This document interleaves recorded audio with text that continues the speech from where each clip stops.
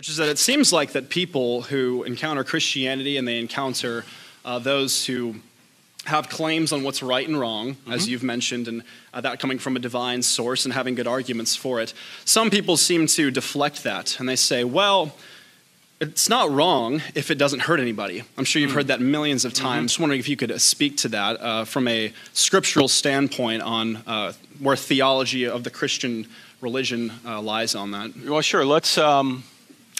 Let's use a thought experiment. Suppose a doctor is going to operate on a woman, and he puts her under anesthesia, and then he rapes her while she's under anesthesia, and she never knows it. He doesn't give her a disease. He doesn't make her pregnant. Was that okay to do? No. Ali Bestucky was just on Jubilee.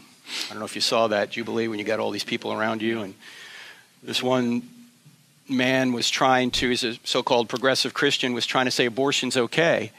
And he started out by saying the baby doesn't even feel pain till like 10 weeks or something. And so Ali asked him, so are you saying that we can murder people as long as it's painless?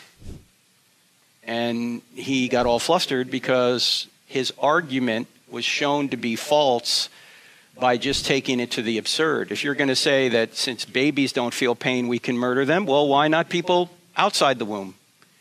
So hurt also is kind of a nebulous term. First of all, does hurt just mean physical?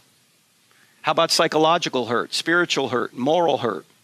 Also, how do you know whether or not you're going to hurt someone? A lot of times you don't. So you'd have to be omniscient to know whether or not a particular act will hurt someone or not.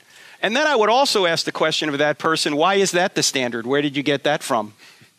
Okay? That's a moral standard that you're smuggling into your system. Who said you can do whatever you want as long as you don't hurt someone else? You know, a lot of people, since we're all friends here, let's just talk about it.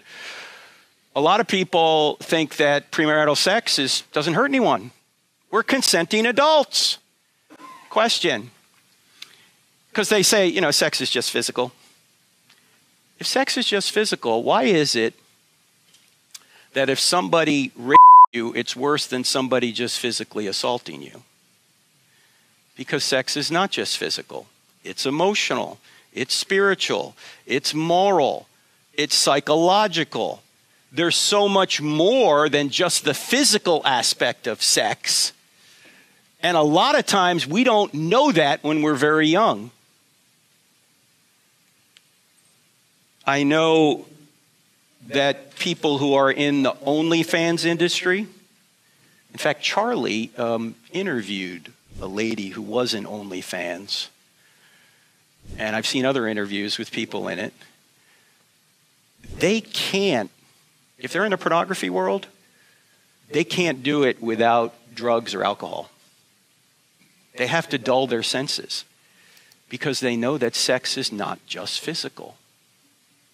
So a lot of times we're just in error when we say, oh, it doesn't hurt anyone. No, it really does. And by the way, God puts these restraints on us, not for his benefit, but for ours. Do you know that God doesn't get anything if you obey him, and he doesn't lose anything if you disobey him? He's an infinite being. You can't help him. You can't hurt him.